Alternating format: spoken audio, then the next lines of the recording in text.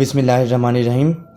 अस्सलाम वालेकुम स्टूडेंट्स, मैं शाह जैन गौरी एक बिल्कुल ही नए लेक्चर के साथ आपकी खिदमत में हाज़िर हुआ हूँ। आज का जो हमारा टॉपिक है वो रिवॉल्व करेगा ब्राउनस्टीड लोरी और लिविस के एसिड और बेसिस के कॉन्सेप्ट्स पर। तो पिछला जैसे हमने आर्हीनियस का कॉन्सेप्ट पढ़ा था, ठीक है ना। अब ये जो थोड़े से नए कॉन्सेप्ट थे उस हवाले से, तो सबसे पहले हम देखेंगे what is Bronsted Lowry concept of acid and bases, और उसके बाद देखेंगे what is Lewis concept of acid and bases. तो ये थी हमारी आउटलाइन। अब हम देखते हैं what is Bronsted Lowry concept of acid and basis.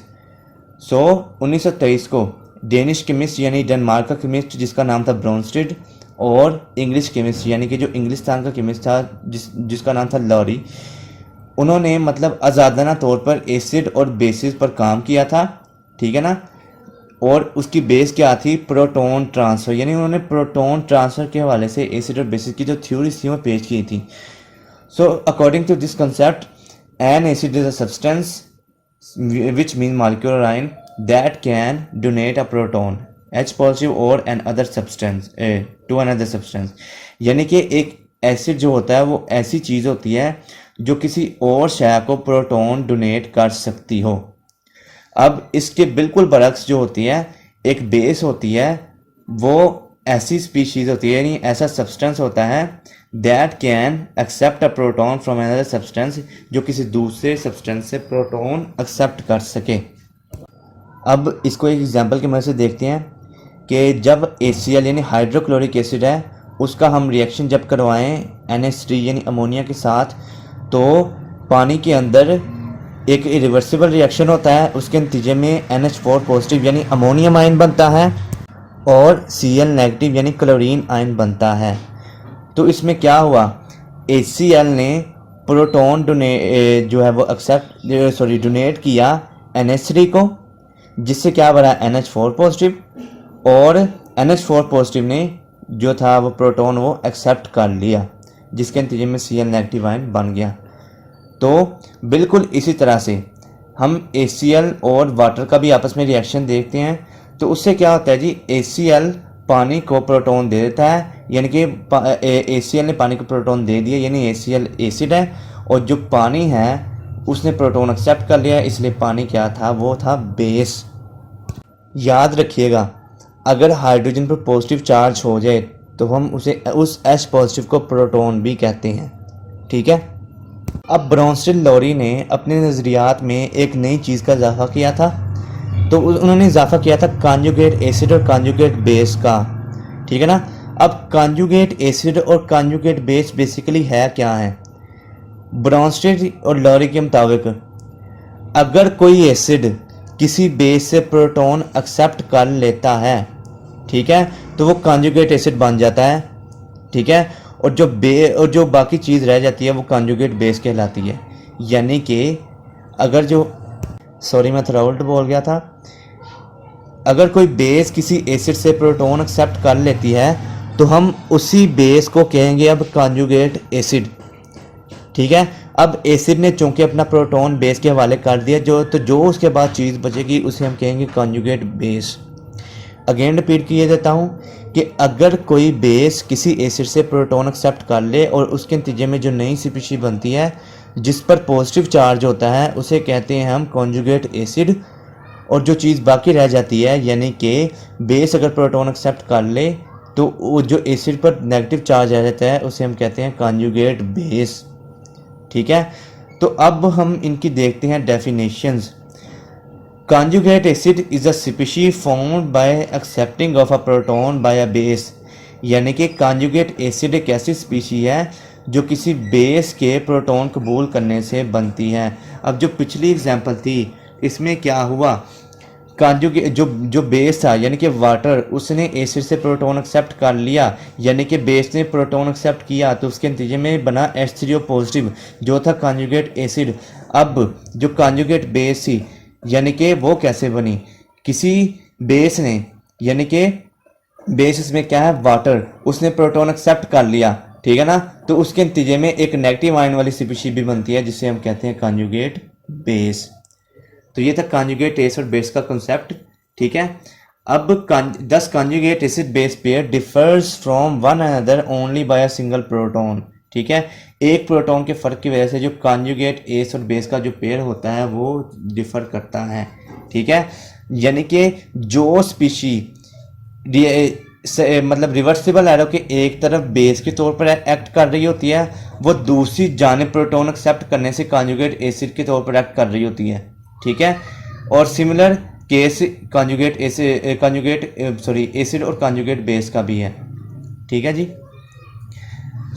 एक और रिएक्शन है जिसमें CH3COOH यानी एसिटिक एसिड और वाटर जो होता है वो रिएक्शन करता है, जिसके नतीजे में CH3COO नेगेटिव एसीटेट आयन बनता है और साथ में H3O पॉजिटिव यानी कि जो है कॉन्जुगेट एसिड है हाइड्रोनियम आयन वो बनता है।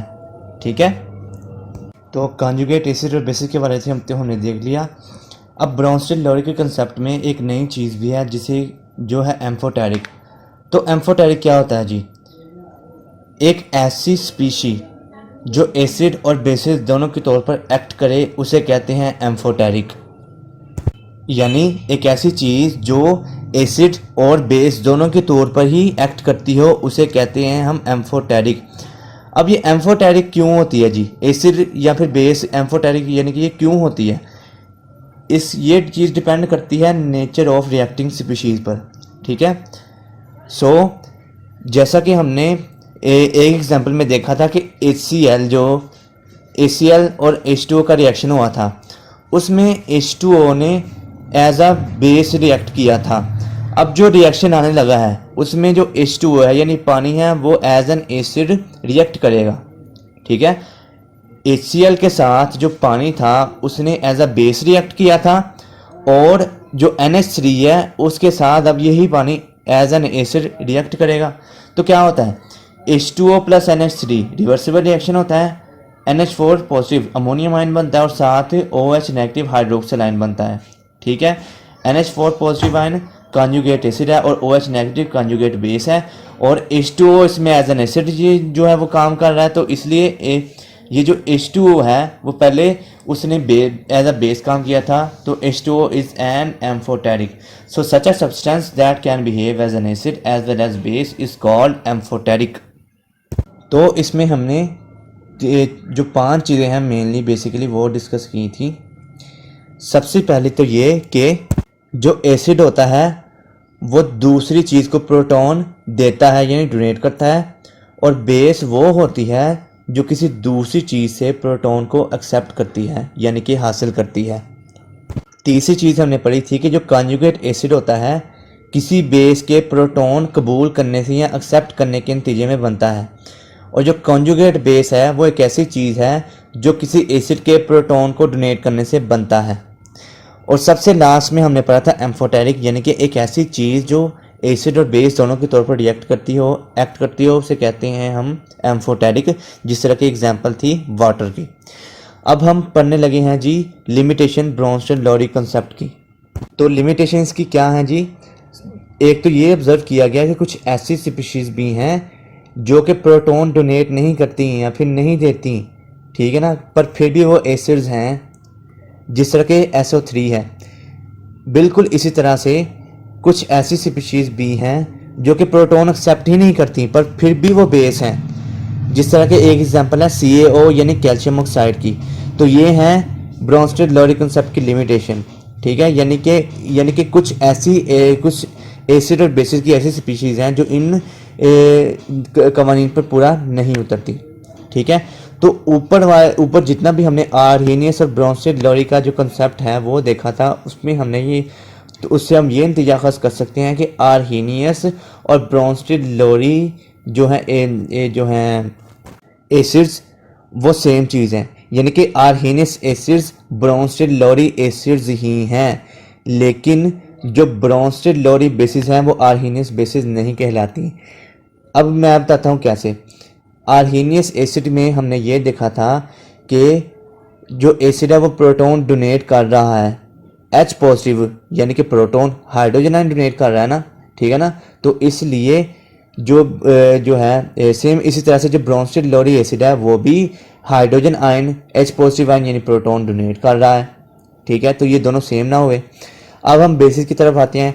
आर्हीनियस बेसिस में जो बेस होती है वो पानी में प्रोटॉन जो है वो डिलीवर करती है, यानी पानी को प्रोटॉन देती है, ठीक है।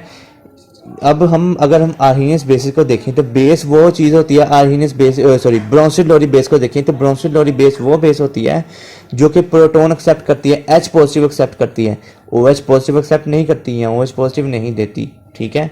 तो इसलिए हम कह सकते हैं कि आर्हीनियस एसिड को हम ब्रोंस्टेड लोरी एसिड भी कह सकते हैं। अब ये एक टेबल है जिसमें कुछ रिएक्शंस दिए गए हैं जिसमें एसिड और बेस रिएक्ट कर रहे हैं, कंजुगेट एसिड और कंजुगेट एसिड सॉरी बेस बना रहे हैं। अब तीसरा कॉन्सेप्ट है जी लिविस बेसिस का, इस लिविस एसिड और बेसिस का।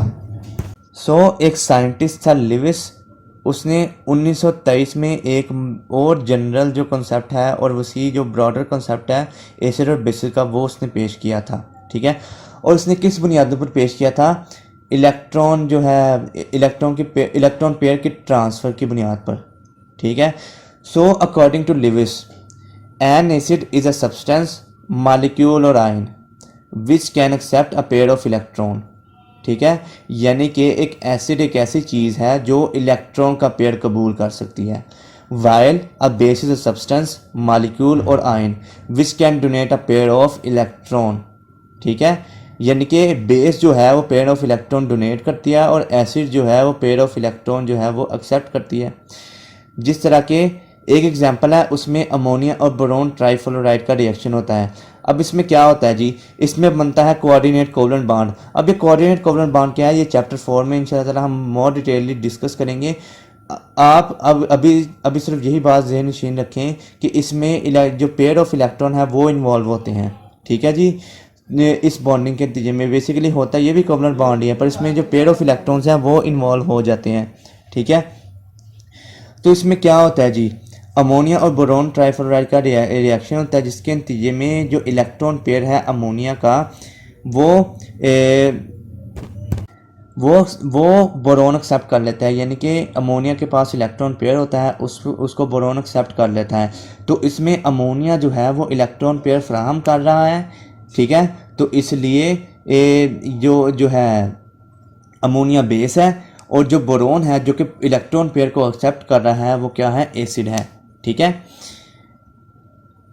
एक और एग्जांपल है जिसमें जो है केटाइन यानी कि H पॉजिटिव उसको जो है NH3 यानी अमोनिया के साथ उसे रिएक्शन कराया गया और उसके नतीजे में कोऑर्डिनेट कोवलेंट बॉन्ड बनता है, ठीक है। तो अब इसमें क्या होता है, उसमें क्या होता है, H पॉजिटिव चूँकि केटाइन है और आपको पता है जो पॉजिटिव चीज़ होती है वो नेगेटिव चीज़ को अट्रैक्ट करती है। अब H पॉजिटिव जो है वो केटाइन है और जो इलेक्ट्रॉन्स हैं उस पर नेगेटिव चार्ज होता है। तो ये क्या करेगा, जो NH3 का जो है इलेक्ट्रॉन पेयर उसको अपनी जानिब मतलब कशिश करेगा। तो उसके नतीजे में क्या बनता है, इस हाइड्रोजन आयन और अमोनिया के दरमियान एक कोऑर्डिनेट कोवलेंट बॉन्ड बन जाता है जिसमें जो केटाइन है H पॉजिटिव वो एसिड के तौर पर एक्ट कर रहा है और जो अमोनिया है वो बेस के तौर पर एक्ट कर रही है। अब देखें इस रिएक्शन के नतीजे में जो है बॉन्ड को एरो के ज़रिए शो किया जाता है और एरो का हेड जिसने प्रोटॉन एक्सेप्ट किया है उसकी तरफ होता है और टेल उसकी तरफ होती है जिसने जो है इलेक्ट्रॉन जो है वो दिए होते हैं। अगेन मैं बता रहा हूँ, ध्यान से सुनिएगा कि जो एरो का हेड उस जानिब होता है जो पेयर ऑफ इलेक्ट्रॉन एक्सेप्ट कर रहा हो और जो डोनेट कर रहा हो पेयर ऑफ इलेक्ट्रॉन को उसकी जानिब टेल होती है, ठीक है। तो इसे लिखा जाता है एक ब्रैकेट में। तो ब्रैकेट के अंदर एक एरो के होते हुए बॉन्ड का शो होना जिसमें टेल डोनेट करने वाले और एरो जो हेड होता है वो एक्सेप्ट करने वाली चीज़ पर हो, ये सारी की सारी चीज़ क्या कहलाती है, अडक्ट। यानी कि जो एसिड और बेस के रिएक्शन के नतीजे में एक सिंगल चीज़ बनती है उसे कहते हैं अडक्ट।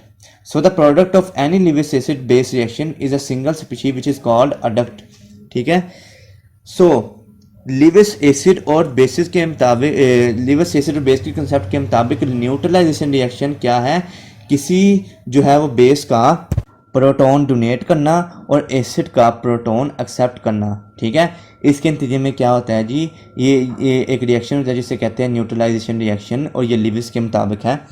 अब आपने डुप्लेट और ऑक्टेट रूल तो पढ़ा ही होगा, यानी कि जिसके पास जितने इलेक्ट्रॉन की कमी होती है वो उतने इलेक्ट्रॉन अपने अंदर या तो ले आता है, या फिर वो किसी चीज़ वो अपने ऑक्टेट मुकम्मल करने के लिए जो है इलेक्ट्रॉन किसी और को फ्राहम कर देता है।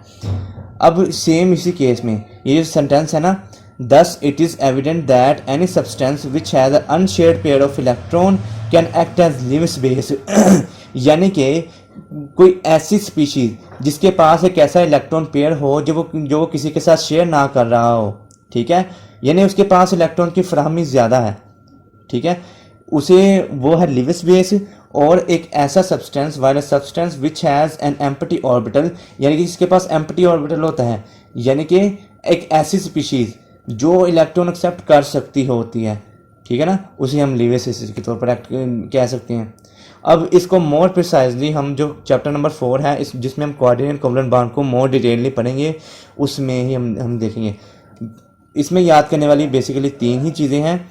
सबसे पहले जो है एसिड क्या है, एसिड एक ऐसी स्पीशीज है जो कि पेयर ऑफ इलेक्ट्रॉन एक्सेप्ट करता है और base pair of electron donate करता है।